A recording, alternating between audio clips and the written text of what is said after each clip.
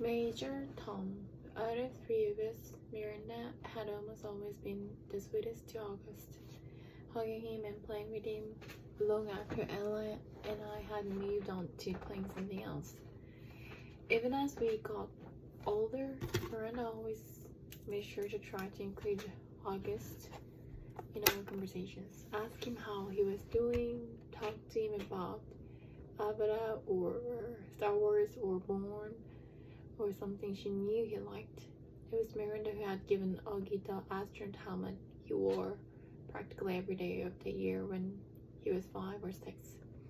She'd call him Major Tom, and they'd sing Space Oddity by David Bowie together. It was their little thing. They knew all the words and would blast it on the iPod and sing the song out loud.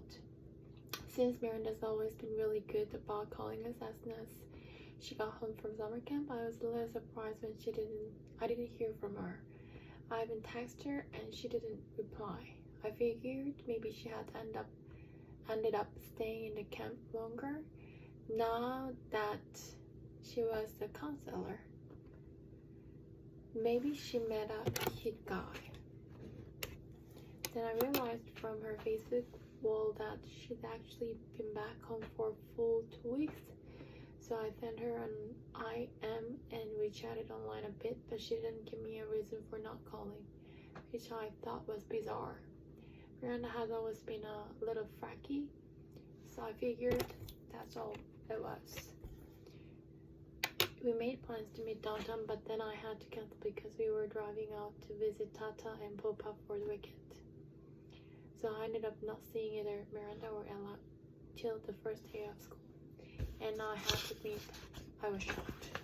Miranda looked so different. Her hair was cut in this super cute bob that she'd dyed bright pink of all things, and she was wearing a striped tube top that seemed a way inappropriate for school, and B was truly not her usual style.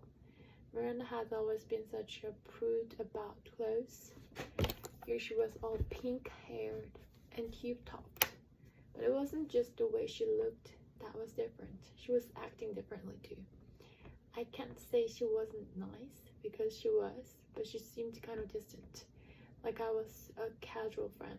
It was the weirdest thing in the world.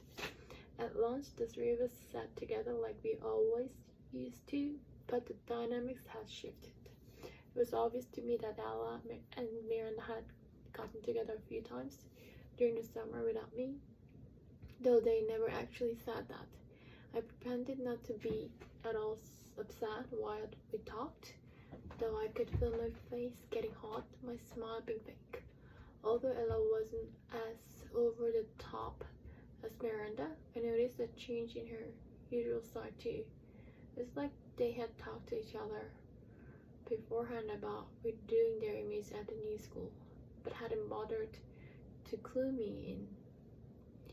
I admit, I had always thought I was above this kind of typical teenage pettiness, but I felt a lump in my throat throughout lunch.